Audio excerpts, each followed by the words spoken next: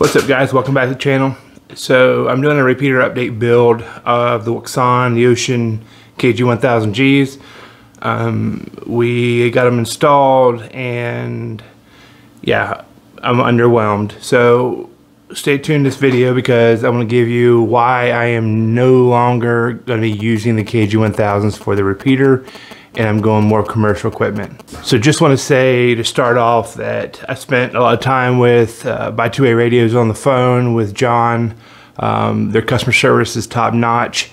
I would buy from them. I am continually buying from them. I work with them a lot, so I really enjoy those guys. Very knowledgeable and top-notch customer service, very fast shipping. So that's my plug for by 2A radios. I am not anyway affiliated and I don't get any money from them. The whole repeater build and kind of step-by-step what we've done just to test it and see why, what, when, where, how, and all that fun stuff. So number one, we bought two KG-1000s and we put them together as a repeater. It's a real simple setup. It's easy to do. There's lots of videos, so I'm not going to talk about how we put them together because it's all on lots of videos, and just do a quick Google search, you'll find them. Anyways, so put those together. We got the really expensive coax, M&P stuff. If you guys don't know about M&P, just check them out. Extremely good wire, very low loss, especially around the 460 something megahertz, and incredible stuff, especially for the price. I really like it. So anyways, I bought the XLT duplexer to go with it, and we ended up mounting the antenna on a mast about 20-25 feet on top of a roof line that was already about 50 to 60 feet up. So we're about 80 feet in the air. It's like I said, about 80 feet in the air is where, off the ground, is where the antenna is positioned, and it's pretty flat around that area. So we figured that's going to be about a good height because we're able to do about 12 miles via simplex on the ground. So from where the antenna is mounted to my house is about 12 miles direct line of sight. Well, as the crow flies, it's really not direct line of sight because there's a lot of trees and things in the way. But anyways, we're able to hit it on about a watt on the antennas we're using. And so we figured 80 feet higher, we would be able to do significant more distance.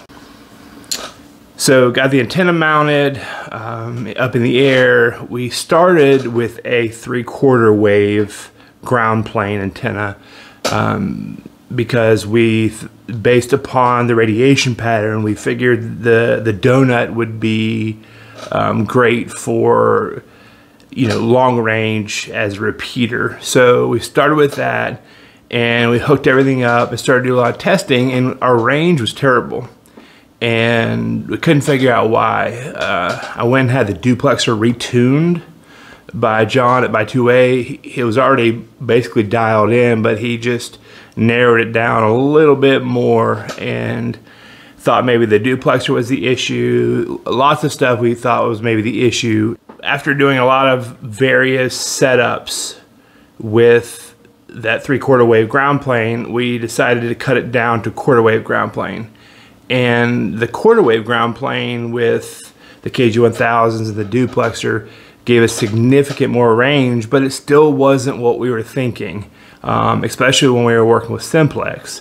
So we went back to the drawing board, called John at by 2A, discussed our findings, and all along this process, I was calling John and kind of discussing the process with him, and he was giving us ideas. We cut it down to 1/4 wave, like I said, and we decided to remove the duplexer and add in a second antenna with about 30 feet of vertical separation and see how that did. And we were able to do really well with that, but it still wasn't the range that we can do with simplex on just a fraction of the wattage we were able to put out with the repeater KG-1000s. And so it just didn't make sense what was going on.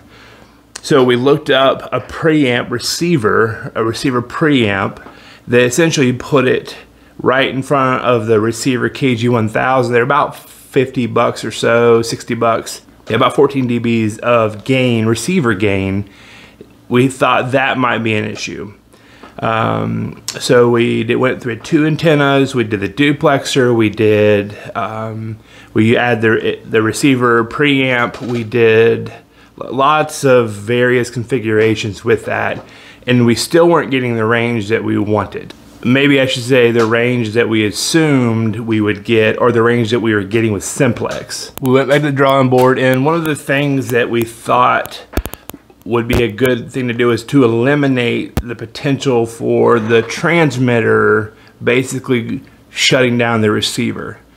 So we left the KG-1000s hooked up, and we completely turned off the transmitter just to see if the transmitter was just completely desensing the receiver side.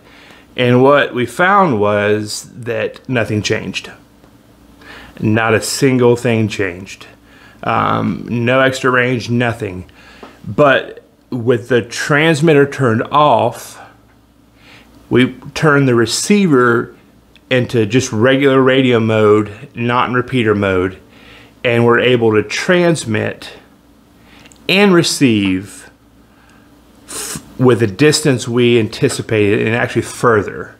We're able to get a lot more range when it's in just regular mode, not repeater mode.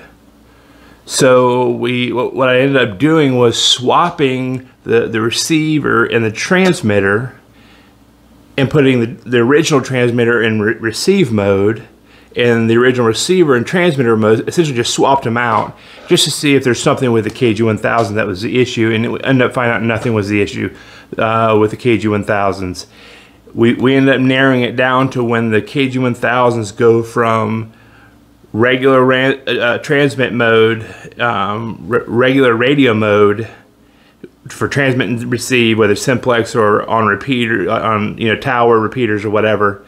When you go from that and you turn it into a repeater mode, you automatically lose significant amount of receive on the KG-1000s. I took 2 QYT 8900Ds and I built a patch cable, and I flipped them into repeater mode, and essentially the same thing as the KG-1000s, but with the QYT 8900Ds. And I wanted to see if there was something that maybe we're missing, or I'll just try something different. And what I found was the exact same things I found with the KGs, is when you flip them in repeater mode, they automatically lose significant amount of dBs of sensitivity on the receiver side. This is one of the main reasons why we're selling, or I'm selling the KG-1000s, is because I bought them for repeater, and it works for short range. It works for a very short range, and that's not what I bought them for.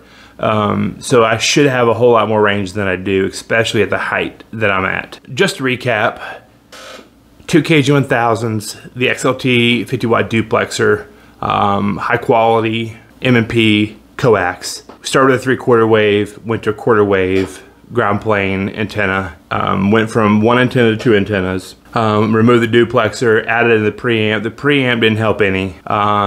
Tried all kinds of variations of antennas. We did dipoles, we did J-poles, we did other ground planes, we did all kinds of variations. Tried the QYT 8900Ds, had the same issues. As soon as you turn them into repeaters, in the repeater mode, you lose your sensitivity on the receiver side. And that becomes a significant issue for us, especially when we're wanting it as a repeater. That's it in a nutshell. Can't say enough about buy 2A radios. Those guys are awesome, but I can't use the KG-1000 as repeater, so we're going kind of commercial mode now.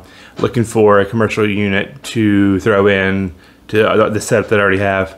So yeah, if you guys have any questions, hit that like, subscribe. Let me know in the comments if you have any questions, anything you want to know. I'd be glad to reply. I try to reply to every comment. So yeah, thanks for watching.